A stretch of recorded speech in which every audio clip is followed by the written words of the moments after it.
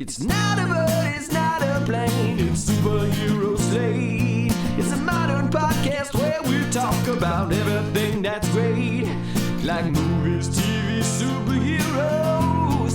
It's Superhero Slate. Oh yeah.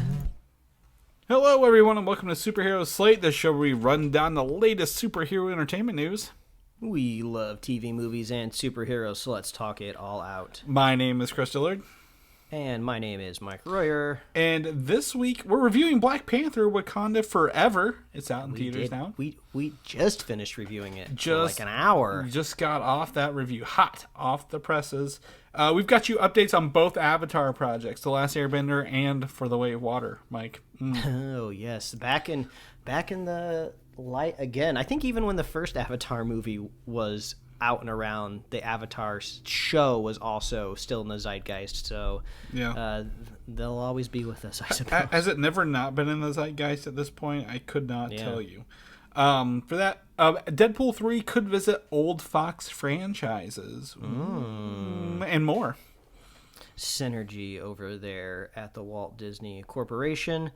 Welcome, Chris. Yes. It's snowing for you, right? Yes. Winter's officially here. It has been snowing. It was on Thursday. I had my windows down. Was driving around because it was too hot when I was at work, and now it woke up to several. I would say a couple inches of snow myself. Here it's melted down a little bit, but like we are going to be cold forever now. It's not good warm. So I always like to imagine we have listeners all across the globe, right? So there's somebody in a gigantic like Gore-Tex like coat, like literally inside of a snow pile with their AirPods in, like Chris is complaining about snow and I live in it 24/7 every day of my life. Yeah, honestly, I don't mind it. It gives me a chance to put on my hoodies. Like I've got like a Marvel sweatshirt on, and some other jackets I like to wear. But like I tell you what, everyone says when it snows, nobody knows how to drive, and everyone panics and runs out and buys up all the groceries. And you're like, dudes, the snow's gone. Like I don't know why you're panicking. So it's just I had to deal with some of that this morning, and I'm like, I'm over the people. They make the snow the worst. Yes. The sky is literally falling, but in nice little flecks of snow. It's been a little chilly out here in Southern California, which has been driving me to the couch a little bit more often. I put a little nice blankie on me, and then what am I to do? Well, I need to start flexing my PlayStation Plus subscription a little bit more while I still have it on a discount. So I came across a tweet the other day. That might not be a phrase I'll be able to say. In Was it a real one? Was it verified? Yeah. Yes, it was a real tweet where like somebody shared some fan art of kind of like a low. I don't remember if it was low poly or pixelated fan art of like the Dark Souls universe or something like that. Or they kind of comped it up of what it could look like if it was like an 8-bit game. And then somebody said, "Why would you show me this if it doesn't exist?" Because they want it. They want it so bad. And then somebody in the comments recommended a game that came out in 2019 that pretty much is side-scrolling 8-bit Dark Souls called Blasphemous. I guess it was a very successful Kickstarter a few years before that, but then the game fully released in 2019, and I was able to download it on PlayStation Plus. So I've been playing that the last couple days, and it does if it feels like Dark Souls meets like a 2D side scroller, it kind of feels like Dark Souls meets Shovel Knight, which is a side scrolling game that I absolutely loved. The difficulty, it ramps up very, very quickly. They kind of get you into the game through like kind of some tutorial levels pretty easily. And then they do the brutal thing where checkpoints are few and far between, enemies are really, really hard, treacherous platforming. But I've always really enjoyed platforming, but we'll see how much I can enjoy it and put up with when I keep dying from like the same floating wraith every time on this platform. But shout out to anybody out there who has like a game streaming service. Blasphemous from 2019 might be on there. It's fun. It's very weird seeing very graphic and violent cutscenes in kind of like that 8-bit style, right? It's kind of like it's very like beautiful but also jarring at the same time. So soft recommendation right now as I'm at the very beginning of Blasphemous. Yeah. But because Chris, what have you been up to? Well, Mike is the only person in the world not playing the new Call of Duty, the new God of War, or the new Pokemon game this week. All three games from 2019. Games that have just everyone spent their holiday money early on those, so that's funny. But I was able to revisit one of my favorite television shows of all time that was canceled 6 years ago at C2E2 called Aqua. I thought you were gonna say a show that's been canceled 6 times. I was like, well, yeah, kind of. No, it was only canceled once, and it was canceled. Aqua Teen Hunger Force ended, I believe, in 2016. Much to my disappointment, because I actually got to interview Dave Willis there, with the creator of the show, the voice of Meatwad and Carl himself, and I was like, yes, we're gonna get more, and he's like, and the last season's the next one because of Cartoon Network. I'm like, well, at least David Zaslav didn't have anything to do with this, because he is not fun. But Aqua Teen Hunger Force was one of the few shows that was able to get a movie release, right? And we talked about this before, and Aqua Teen Plantasm finally came out this week, and it is just an hour and 15 minutes of pure Aqua Teen fun, Mike. If you imagined an episode running along, this is exactly what you get. And it skewers Elon Musk, it skewers Amazon, all over. Even without his stuff recently, they had this in works months ago, right? If not years. And I'm like, oh, they nailed it on the head with this. So a very, very good show. And one of those things when a cheap show gets a movie, right, it gets better animation, right? I think going back and looking at the Simpsons movie, whenever it came out, the animation versus the TV show, you always see that uptick in quality. Mm-hmm. So very happy to see that. It was fun to revisit it.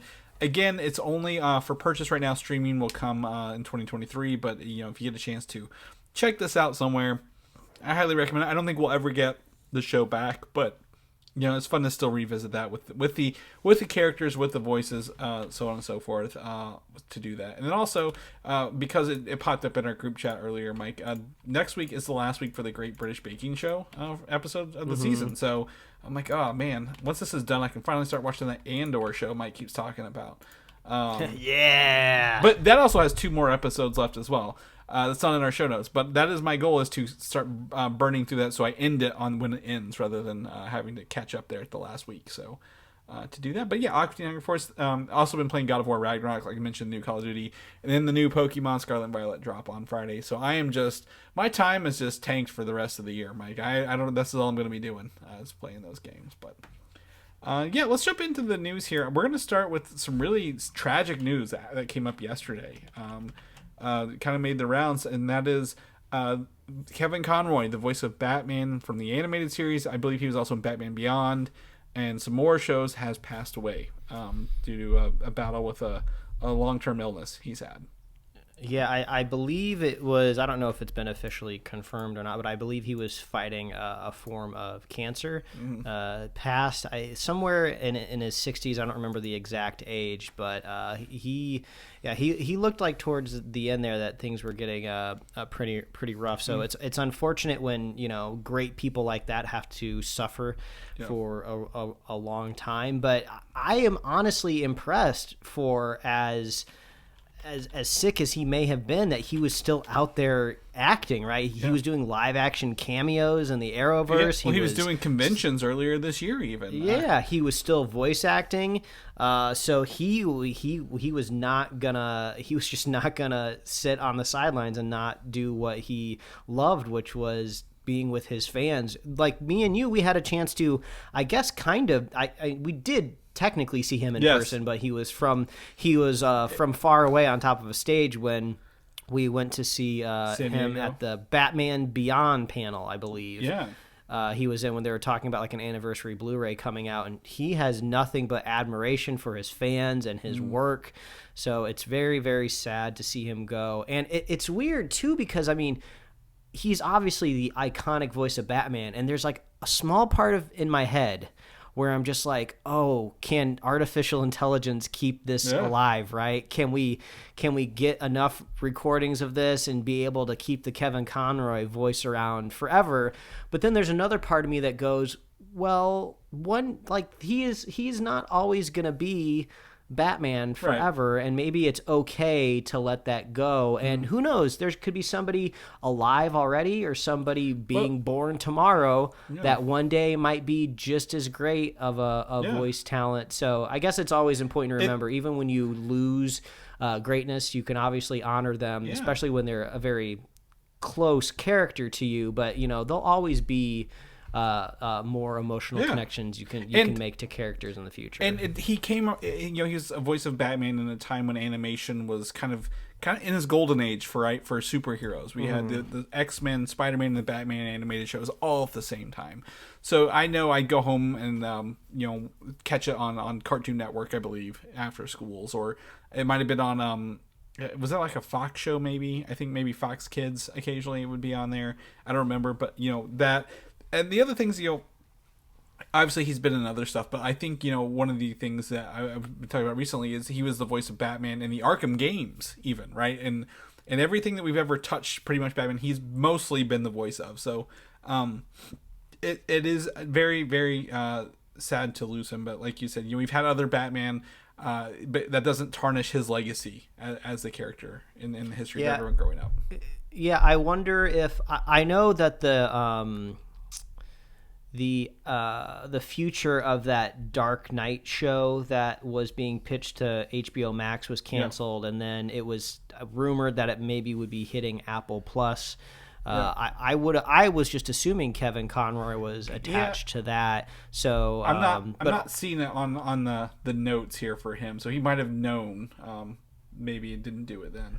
Yeah, maybe. So it is a little unfortunate that kind of we might get to see just the spirit of that character continue without him, though. But that is one thing that's great kind of about the voice acting community as a whole. They're a very tight-knit group. They all respect each other's talent and work. So I'm sure that whoever they get to kind of come in and possibly replace the character, or maybe even slightly reinvent a character, will do it with a lot of respect. But very unfortunate to lose Kevin Conroy. Man, just absolute voice. It's just crazy how like just a single voice can just I never would have known such a I never would know what he looked like without the internet, right? Like I would never have known that he didn't look like Batman in real life, because that's what I hear. So I do know Batman the Animated Series was it last year, or maybe the year before. It recently hit Blu-ray, right? High quality. Mm-hmm. It's on HBO Max if you still have that, and they haven't removed it yet. One of the two.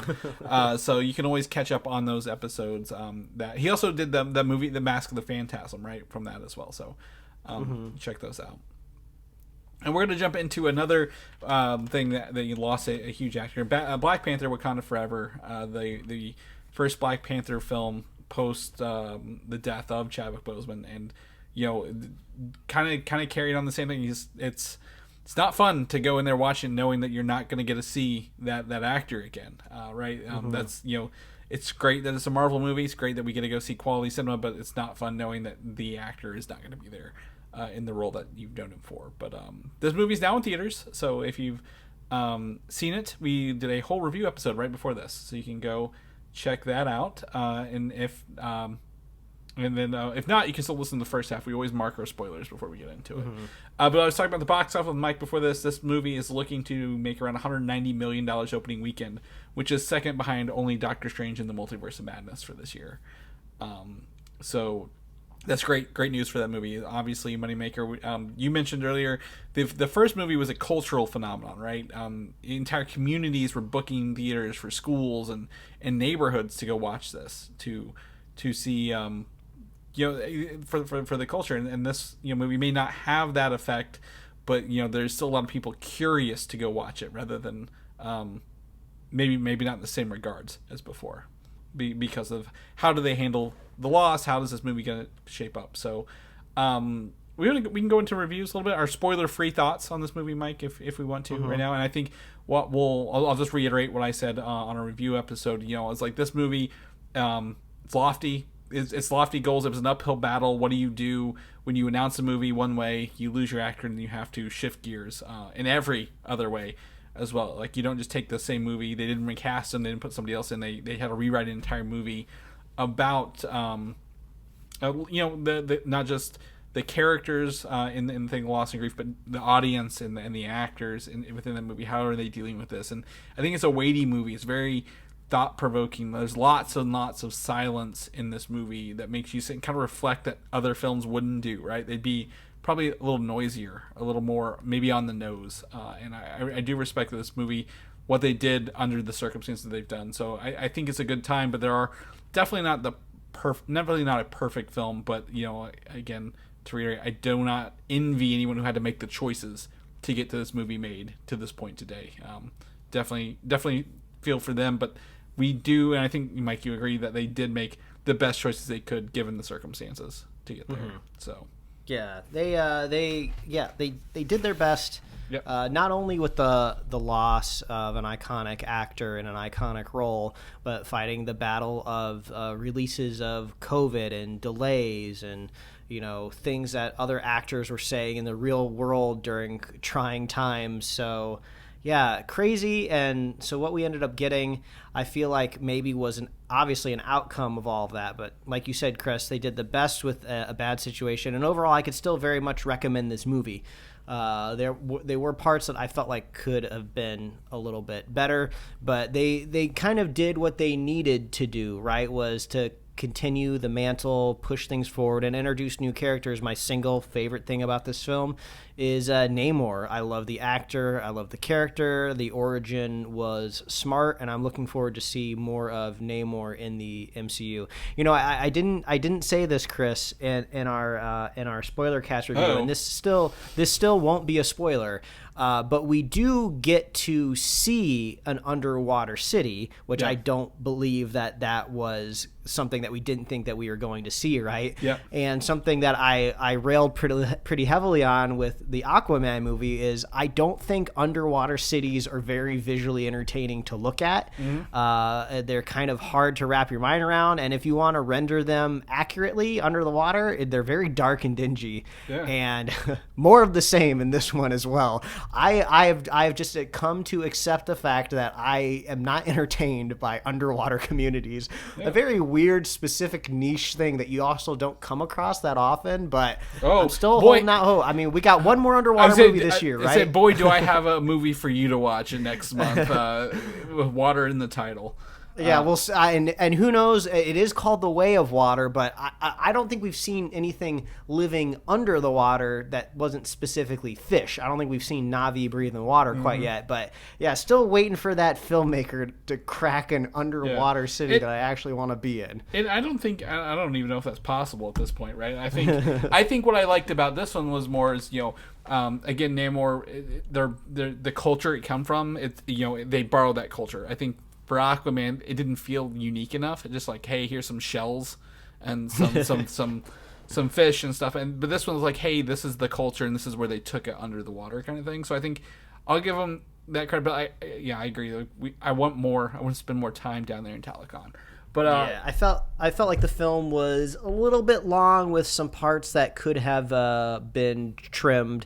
But the reception out there in the world with the reviews have been very positive. I am positive on it as well, just not as positive as I wished going into it. I had, if you listen to the podcast every week, I had very, very high hopes for this film. This is one I've been waiting for a while. So maybe my high expectations came into play a little bit, but I absolutely love the locale of Wakanda. Man, put that in the theme parks. I wanna visit it. I want to eat the food.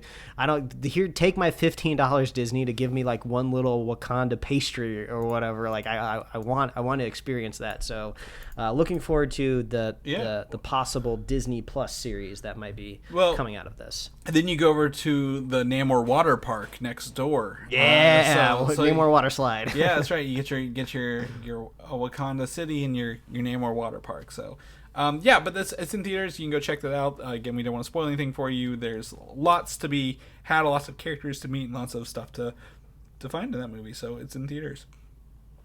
Excuse me. The other thing about this is with news about Black Panthers, obviously, is that Ryan Coogler has been confirmed to be developing multiple series set in Wakanda for Disney Plus. We know we've talked about the Dora Milaje series.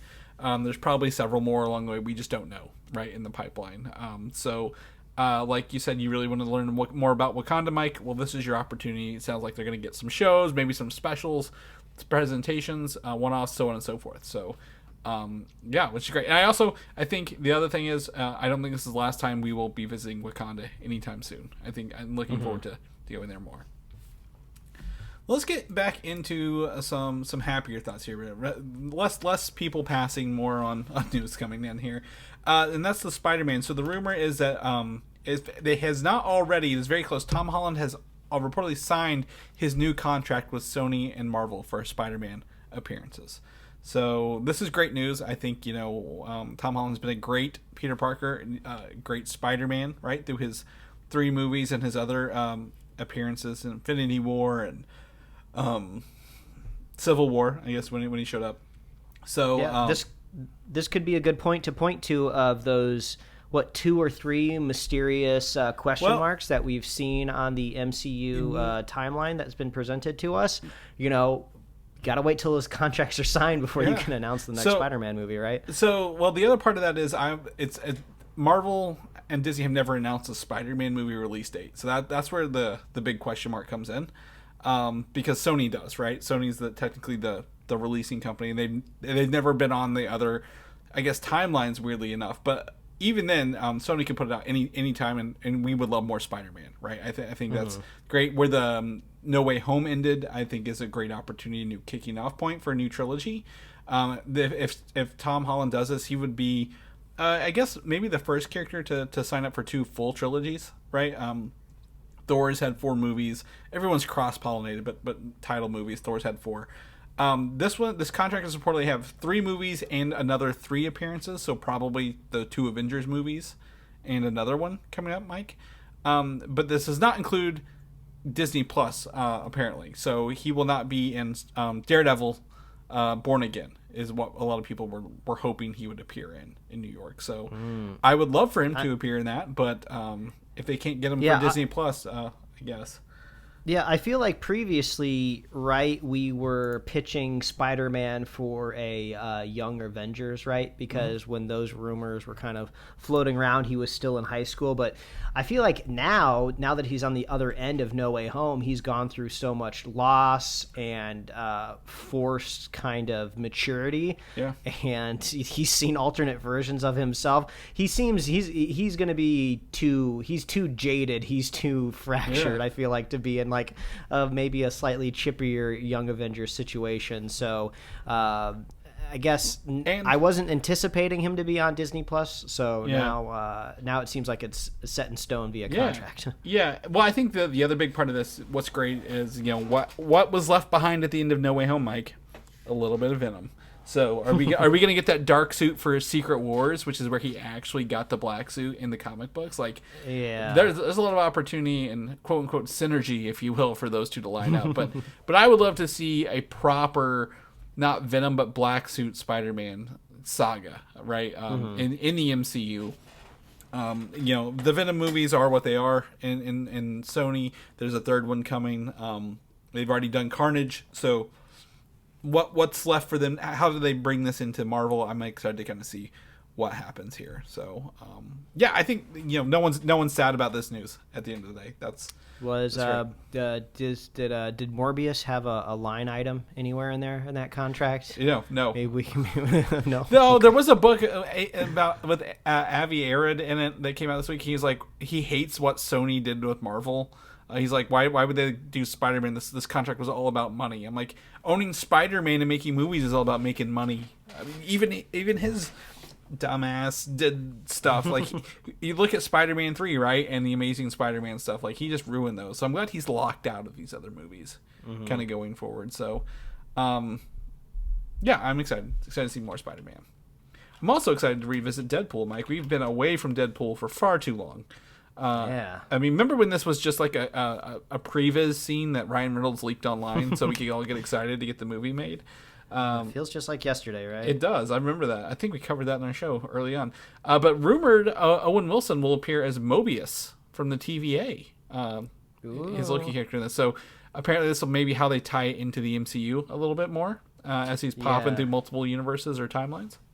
Yeah, it's weird to think that the next Deadpool movie doesn't deal with some sort of multiversal thing to begin with. I mean, if you really had to try to make his movies like canon in a way, this is the best way to do it. Mm-hmm. But also his ability to break the fourth wall almost is like a multiversal power. Yeah. You know, as it is, he is already aware that there are multiple Professor X's out there in the world, and you can look out into the audience and say it. So I would say, like, does Deadpool ever arrive in the MCU in a more practical way, right? You know, are we going to see Deadpool fighting alongside of our heroes in like the big secret war battle that they're building up to? I mean, does that make a whole lot of sense? I don't know. Does he belong in a real grounded world, or should we just let him bounce around between multiverses doing silly things? I think we get him in Secret Wars. I think that would be really fun to have that character in there, right? And also if we have She-Hulk in there, who also breaks the fourth wall. I think having them do that together would be entertaining, right? Like, oh, you can do it too. Also, again, like you mentioned, the end of Deadpool 2 is him bouncing around through different timelines, right? He's literally using Cable's time travel device to visit his old movies. And that brings up to this, is that Ryan Reynolds wants to visit other Fox franchises, including the Fantastic Four, the original 2005 one, and the Fan-Four-Stick one, which would be really funny to see him skewer both of those movies up if they can get some of those actors too. I think they should just go ahead and throw in the 1994 one as well, because I think it would be great to see all of those Ben Grimms next to each other, because they're also visually different. You know, you got the nice polished CG one, you got the really kind of cool looking practical suit, and then you have the less good looking practical suit. I could see him making a lot of funny jokes about getting rocks off and stuff like that. Yeah, nothing that Arrested Development already hasn't done, right? For that. But I think there's also, again, Doctor Doom in those is very funny. Like the original, like the 94 one's very, you know, cosplay-ish. Then there's the movie one, and then there's the melted plastic bag look from Fan-Four-Stick. If it's even funny, I think the 2005 actors, right? Yeah, Chris Evans, Jessica Alba, Anne Grufford, and what's that guy from who plays the Thing? I forget his name. He's the bald guy in the cop show. Yeah, from The Shield. Yeah, I can't remember his name. Well, either way, if you get them in, I think those actors would be very, I guess, open to coming back as those characters, right? I think they'd be like, we know we were campy, we know we were mid 2000s superheroes where things were kind of going off the rails, and Chris Evans obviously is great as both characters. Also, like, you got Ryan Reynolds. He's at the height of his powers right now. He's buying soccer teams. He's buying... Yeah. What was the other thing he was buying the other? It was a hockey team he was talking about purchasing, I think. Who knows? Mint Mobile, Gen... Yeah. He's got a big portfolio. Yeah, who wouldn't want to work with that guy? Yeah, and I think Marvel's got money to throw at it. So, either way, I think if he wants to visit these old Fox franchises, they're going to give him as much capability to do so. And obviously if they're bringing Hugh Jackman back as Wolverine, this is a fun opportunity to do that. So I'm down with that, Mike. It sounds like you are as well. Agatha Coven of Chaos is starting to film this week. Apparently they're getting filming on this thing already. We talked about Aubrey Plaza being cast last week as the villain, and there's a rumor that one of the episodes will revolve around the spell Agatha is trapped in from the Scarlet Witch, Elizabeth Olsen's thing. So we get to see what things look like from her point of view when she's in that spell. Interesting, yeah. Like we keep saying, each week we talk a little bit more about Agatha does that spell break, right? Once the witch that cast it is dead or gone or depowered or however you want to say it. So we'll probably get a little bit of explanation there. Yeah, I think that gives, again, Elizabeth Olsen an opportunity to show back up as well, possibly. So I'm excited about this show. Very little is known about it from my point of view, right? A lot of opportunity here to dive into that dark magic stuff again. So we'll keep you guys posted. We're gonna get into some DC stuff. The Penguin show, Mike, is still being made. Well, apparently the Batman stuff, right? James Gunn doesn't get to touch it. Lives in his own world. Apparently has his own producers, own budgets, whatever. So the Penguin show with Colin Farrell is being made. I believe it might even be in production. But apparently the series will exist after the original The Batman movie and end before its sequel, The Batman 2, which we know is in works, but not necessarily when it's coming out. So this might be an opportunity for them to transform this Cobblepot into a proper Penguin character, right? Because they never call him the Penguin in the movie. Yeah, it makes you wonder, right? That not first, but the first Batman in this series, the Matt Reeves Batman, very grounded, very realistic, even more realistic than I thought Batman could be after watching Nolan. So how do you do that with the Penguin, right? Is he just like, is he gonna be like a collector? Right? Is he just going to have like his own like little zoo and he just likes penguins and he'll just get that as a nickname? Or no, we're going to be strapping rockets to penguins. I don't think that's going to happen, but yeah, you do kind of wonder, where do you draw the line, right? How does he get the name Penguin? Yeah.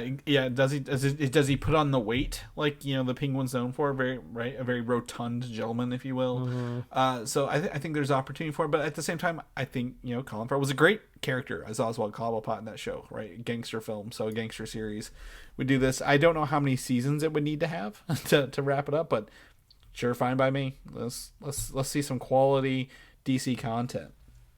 But speaking of quality DC content over at DC Studios, they say that the new bosses, James Gunn and Peter Safran, are mapping out an 8 to 10 year plan with one awesome overarching story, Mike, is what they've been told.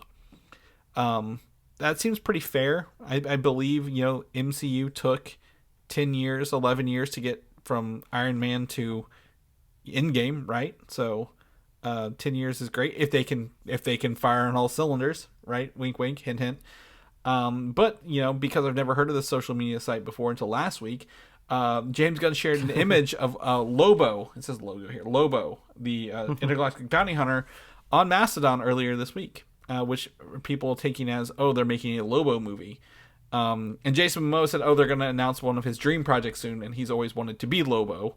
Well, so do you see him taking both roles as Aquaman and Lobo, or not? Because he kind of looks like the character, right? Like if you look him up. Maybe, or who knows? Maybe they could be sunsetting Aquaman. I don't really know, but 8 to 10 years. Is it too obvious? Is it too right in our faces that the antagonist would be Darkseid?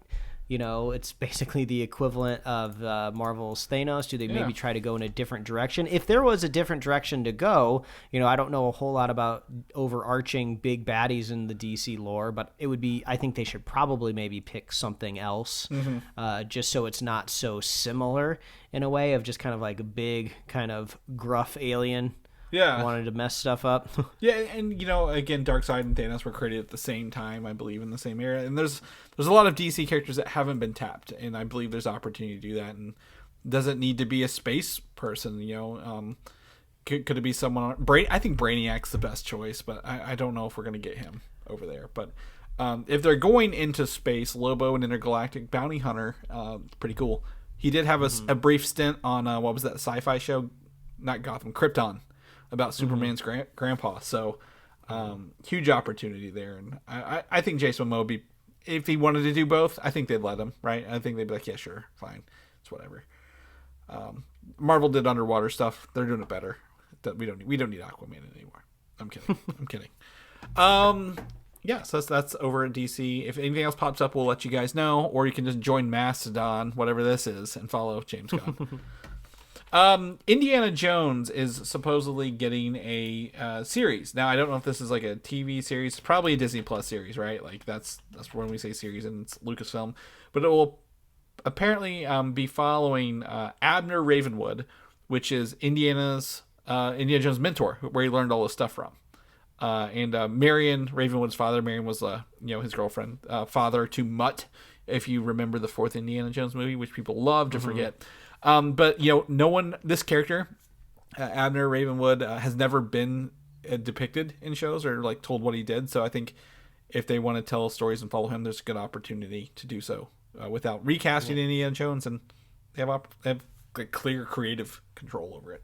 Yeah, it sounds like it would be a prequel. And I guess this does solve a little bit of a problem where Indiana Jones, canonically, the character, as of Harrison Ford, is getting older and moving more and more forward into time. Mm-hmm. And I feel like the archaeological the archaeological adventuring gets a little less interesting as kind of like science and technology improves, right?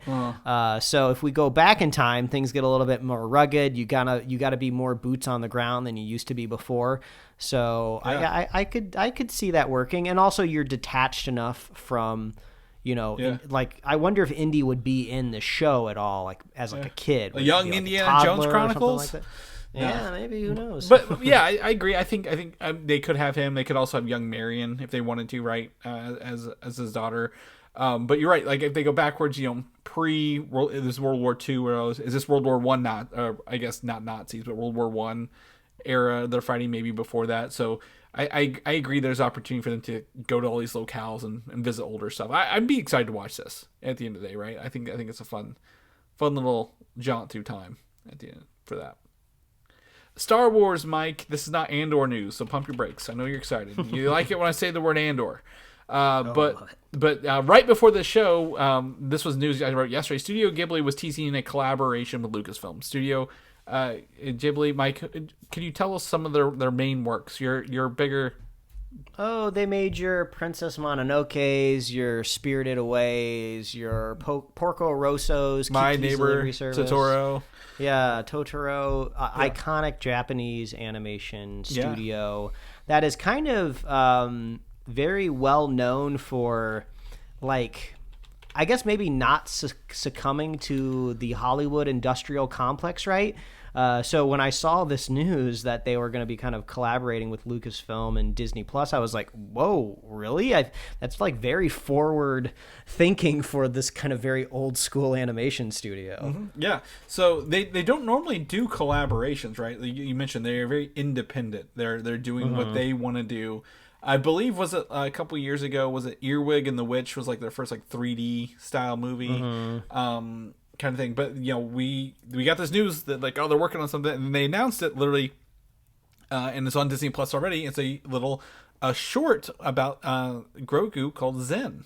You can watch, and it's literally 3 minutes long, very very short thing. No dialogue, very a lot of music, very artsy. The Grogu, the background is a static piece of like parchment paper, I would say, and all the animation is done kind of transparently over this, and Grogu's dealing with some dust bunnies, if you will, but look like dust bunnies.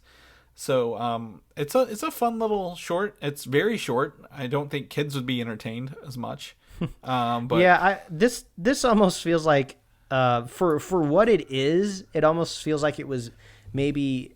I don't even want to say built up too much, because the promotion ranged for 24 hours, so it's not like it was a big build up. It wasn't promotion. It's like a rumor mill, like churning really quickly. Yeah. But I feel like putting something on Disney Plus kind of gives it a little bit more gravitas. Like, oh, now here's a piece of content. This honestly feels like something I probably would have like scrolled past in like a social feed, right? Because it's so short. It's relatively inconsequential. I feel like this is more of stepping your toe into the water, right, for Studio Ghibli. Is this something that they may want to do more moving forward?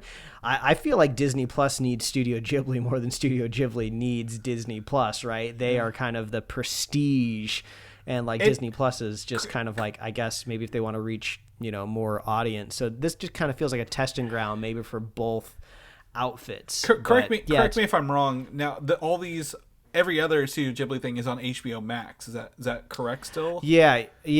But it's not like they don't like a parent company type of situation. It's just like it's like a lease agreement, right? Yeah. So I mean, we did just see Disney Plus do that Doctor Who deal. Which I realize now that we have down here in the show notes. I thought we talked about it last week. We did, but there's more to come up on this. Okay, gotcha. So, this could be a sign of just like, hey, we're Disney Plus. This is our kind of like olive branch. Yeah. Let's get your Studio Ghibli movies on our platform. Yeah, and I think the other part of this is the second bullet point before this was that Studio Ghibli is rumored to be a part of Star Wars Vision Season 2. So, are they providing multiple Star Wars content, right? And this is just one of them that's like, hey, this doesn't need to be in Visions. We can make this its own thing. And then as Visions Part 2 or Season 2, whatever they call it, comes out, they will have a bigger thing to show us along the way. Because honestly, this feels more like a demo reel, right? Like, hey, we know how to animate Star Wars stuff, and really do it rather than a full, I guess, production piece. I hate to say that because but it's so short. It's like one of those Pixar, things you see before the movie, right? Where they did like the birds or whatever. Yeah, very, very short. And I these streaming contracts typically don't last very long. I would say like maybe like 5 to 6 years. So, the Ghibli contract started in, 2019. So, if it's about halfway through its contract, this would be the time to start courting that that content. Yeah, I am looking up real fast, and there's one movie with no release date yet. After How Do You Live, and Miyazaki himself is coming back to do this movie. Came out of retirement to finish it, so looks like maybe that would be a good first grab, wouldn't it? Right, first movie you have is Miyazaki's out of retirement film. For this, so Miyazaki, he is a vibe. That dude is like. There's a lot of like little documentaries that have been made about him, and he is this like old curmudgeon that is like loves punishing himself. So I think he'll be drawing until the very last day. Yeah. His last movie was I guess The Wind Rises, which I'm not as familiar with that one, but like he's done all the big ones, right? Howl's Moving Castle, Ponyo.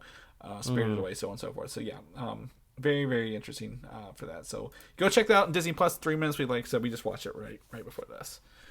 We're gonna pull into the trailer park for a minute. Mike, get out, take a break, stretch your legs a little bit.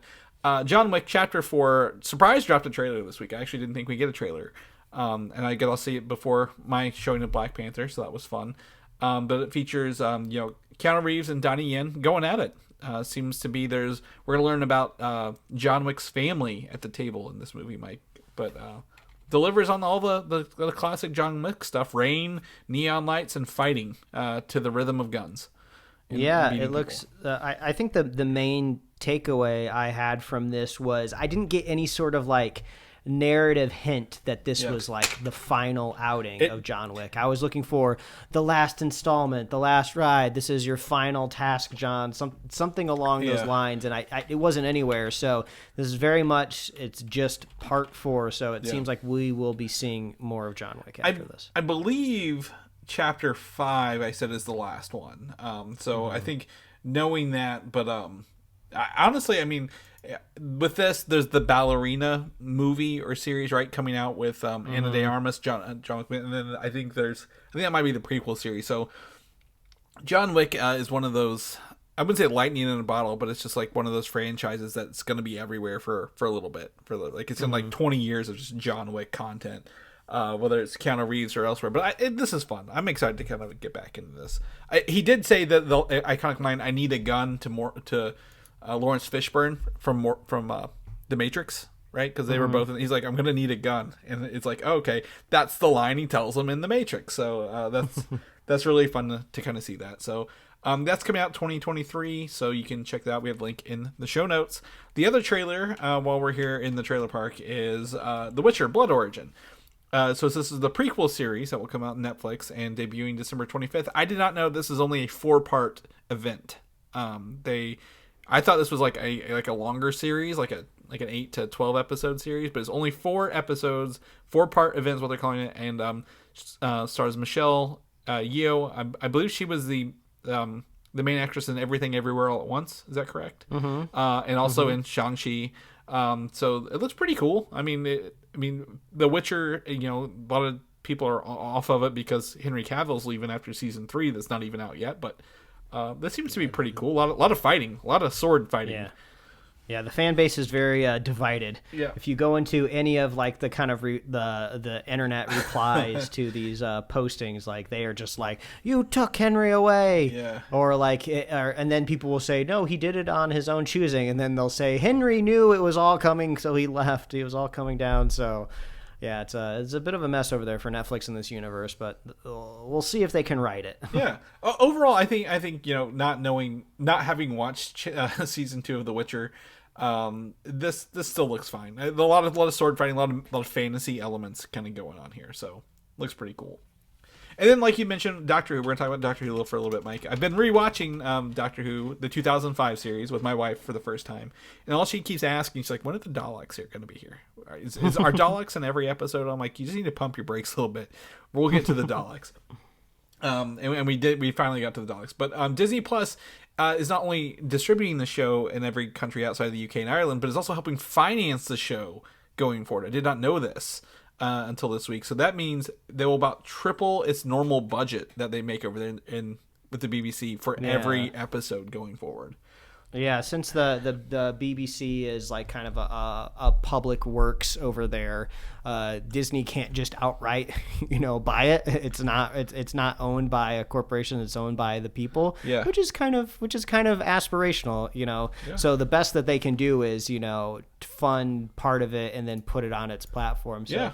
This could be this. I don't really follow Doctor Who. It's not really part of my fandom, but it is good news for Doctor Who fans. This could be the first time that they really get to see something really highly polished, Yeah, and I'll tell you what, watching that 2005 thing when they were trying to revitalize it, that budget is low. Oh my God, is it like I wouldn't say embarrassingly low, but like you can be like, they're trying to make this work on like pennies, right? The passion of the producers are what's really getting it by. But I will tell you, like, this is going to put it in par with, like, they say, like, The Mandalorian, or like, other shows of that caliber. So I'm like, that is great to know that they're going to be doing that. So I would love to see what that quality looks like on Disney Plus. With that, and the best part is with the Disney Plus thing, it's a new Doctor, a new reincarnation, so you can just jump in and not have to really follow the history of everything up to that. That's true. Give it a shot. Yeah. So, yep, that's fun. Netflix also announced on the anniversary, the 17 years or 16 years, 16 years since Gears of War, I believe. Gears of War is getting a live action movie on Netflix. And an animated feature as well. And I tell you what, I've never seen Dave Bautista campaign so hard for a role in my life. Yeah, he would be perfect. But is his name Dom? Is that the main character in Gears of War? No, Marcus Phoenix is the main character. Marcus Phoenix. Dom is his buddy. Yeah, I'm thinking Fast and the Furious. I think that's what I'm thinking. I mean, there was a time in my life where when Netflix announced an adaptation, I was excited. Yeah. That doesn't happen anymore. I mean, sometimes they can adapt stuff with some ineptitude, and sometimes they can do it with some skill, and it's very unpredictable. So this could be cool. The story is very, very interesting. Yeah. I played a couple of those early games, so I'd be down to watch some of it. But this to me feels like a show that you can't just approach from kind of a straightforward mentality. I feel like you need a very visual filmmaker. Like, this needs to be very kinetic, maybe even like kind of weird and like out there. Like, I don't just want like a straightforward like dramatic retelling of the story. Well, and the thing the games did that you can't really do. The games start literally with, emergence day has already happened. Like, these creatures have been coming out of the ground attacking people for years, and you're just like part of like the last group of people, or I guess gears fighting them, right? And that's the name of the group. So this game is notorious for being absolutely brutally graphic and bloody. You have a gun, the chainsaw bayonet on the gun, right? Is what it's known for. So there have been 5 main franchises, I guess 6. There's like a prequel game that kind of tell the story, and I think Marcus Phoenix, obviously he's a very iconic looking character. These characters are like jacked, they're built, their suits are very memorable if you've played the games or even seen them. So I think there's a lot of opportunity to do this, but I think you need, like you said, you need to have some of that freedom to do that, hopefully, and budget. But if they're doing a movie rather than a series, I feel a little more confident, right? With like Red Notice, I put some money in that movie, right, with The Rock and Ryan Reynolds and Gal Gadot. So I think they could do this again. Dave Bautista is literally, if you go look it up, he is dressing himself up in the outfits, putting posts on. He's like, "Can I make this any easier, Netflix?" I'm like, this guy really wants to play this role. Like, yeah, let's do it. So I love the Gears of War games. They're really, really fun. They haven't put out one in a few years, but do definitely remember that making the 360 a must-have for a while. Avatar: The Last Airbender, Mike, your show, one of your favorite shows ever. They announced finally that the Avatar Studios is releasing a movie, a feature-length film, animated film in theaters, October 10th, 2025, from the same team that made the show. I mean, I'm surprised that it's going to feature, right? This seemed like something that was greenlit specifically to bolster a streaming service, right? I love the franchise, love everything about it. I've never seen it on the big screen, so that could be fun. But even with as good of the show is, I don't think the fan base is big enough to drive maybe the box office returns that they would hope for. I don't think that's where they're going to find their audience. So yeah, I'll just say it now. I don't think we're going to be expecting the headlines of, whoa, the best, animated movie ever to perform. But I don't know, maybe releasing it theatrically, right, gives them the ability to be nominated for an Oscar, because I think the storytelling is that good. So that could be a great way to release it too. And maybe maybe they lean into more of the creative animation side of things, and they can kind of tell something on the caliber of Spider-Verse in a way. That has the advantage of being Spider-Man, so you can get just kind of quote unquote normies to the theater, but this I don't know how I could explain to my parents how they go see Avatar: The Last Airbender in theaters. You got to watch this animated show on Nickelodeon. Is this first. that James Cameron show? Is this that James Cameron thing? The anime? I think that's going to be the biggest thing, is having the same name as that. The Avatar.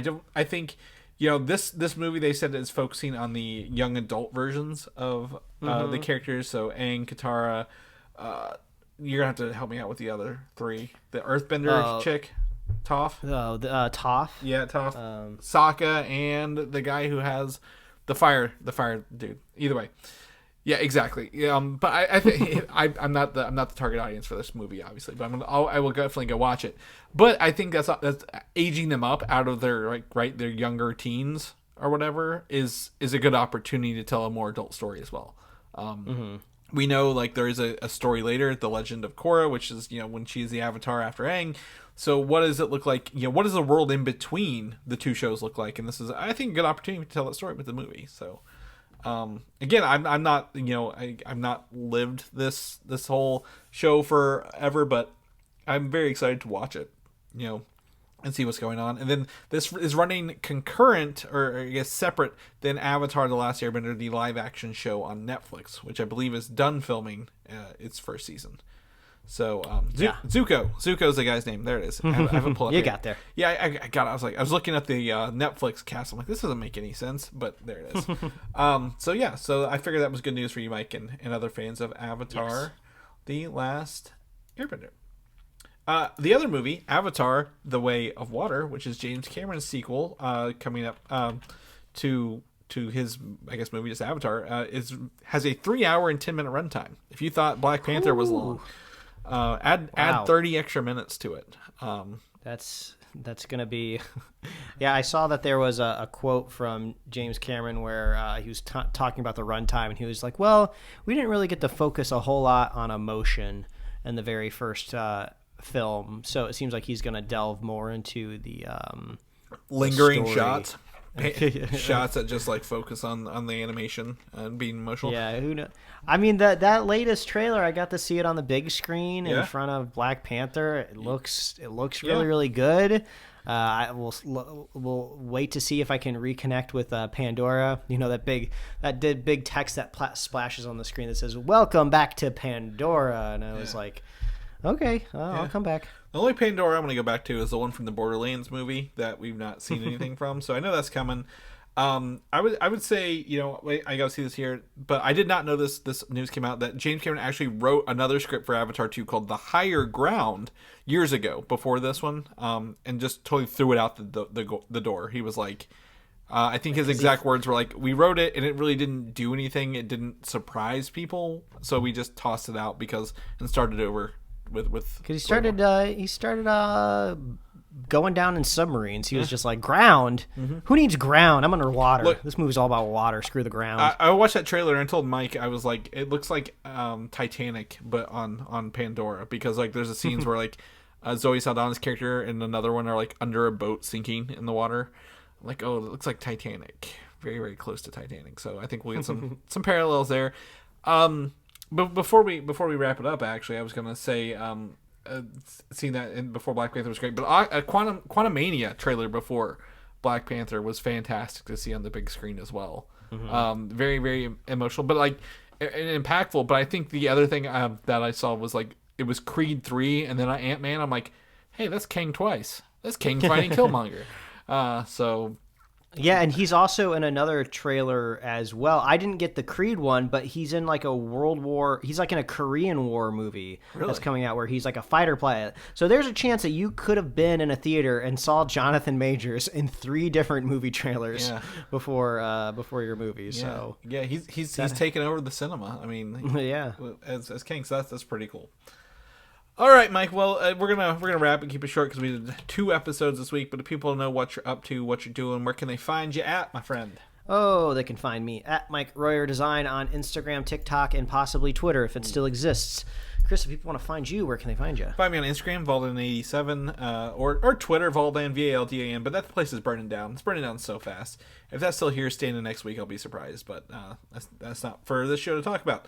If people know more about a show, listen to our Black Panther review, anything else, where can they find all that good information at? Oh, head on over to superheroslate.com. That is the best place to find all the avenues we host our show, to get our awesome show notes. If you want to see those trailers we talked about, we have that all nice and itemized in our show notes this week. You can find us on YouTube, Spotify, Apple Podcasts, wherever else you'd love to listen to fine podcasts. Like us on social media. When those platforms exist or arise as a new, we will be there. Find us at superheroslate.com/store to get merch. And we love our super fans. So if you want to be a super fan of this show, all you got to do is share the show with a friend, share the show with a buddy, and we will be here every week, folks. That's right. We'll catch you guys next week. Bye. Thanks for listening, and don't forget to subscribe.